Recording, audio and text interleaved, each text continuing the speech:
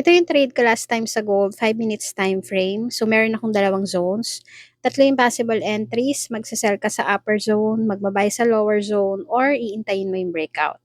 Usually, sa London session ako nagte-trade. Naghihintay ako ng price na matouch niya either upper or lower zone. Pero for 2 to 3 hours, nasa gitna lang siya. So, iniwan ko na si market, then bumalik ako ng New York session. Nung bumalik ako ng market, ang na-touch niya is yung lower zone. So, lipat muna tayo sa MT5 kasi doon ako nag-e-entry. So, kung makita niyo tong candle na to, na-touch niya yung lower zone pero hindi ako nag-buy agad kasi hindi siya bullish candle. So, malaki yung red candle na yan. Nireject siya sa lower zone pero malaki yung body niya. So, hindi ako convinced na mag-up siya. Kaya hindi ako nag-entry agad. Possible na ma-break niya yung zone pababa. So, nag-intay pa ako ng ilang candles. Then, nagkaroon ulit ng isa pang rejection bar. This time, mahaba yung wick, maliit ang body. So, medyo convinced na ako. Pero, nag-decide ako mag-entry nung nakita ko tong isa pang rejection bar. Sa 5 minutes time frame kasi or lower time frame, merong micro level. Kumbaga, mga micro support and resistance, minor pullback, mga ganyan.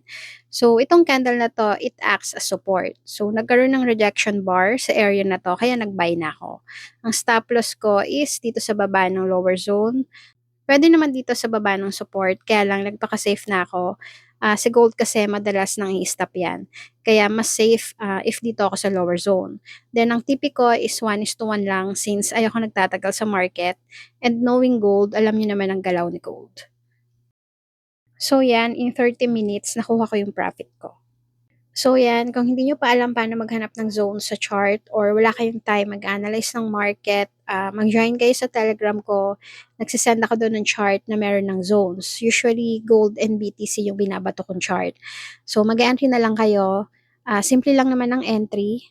Kapag yung price na touch niya yung upper zone, magsisell kayo, stop loss sa taas ng zone. Kapag ang price na touch niya ang lower zone, magbabay kayo ang stop loss sa baba ng zone. And then, yung isang entry, breakout. If mag-break sa taas, then magbabay kayo, stop loss sa baba ng zone. If mag-break sa baba, magsasell kayo, stop loss sa taas ng zone. So, ganyan lang lagi. Ang kailangan nyo lang is yung confidence nyo na mag-entry. And of course, ma-accept ang losses if the market goes against our zones.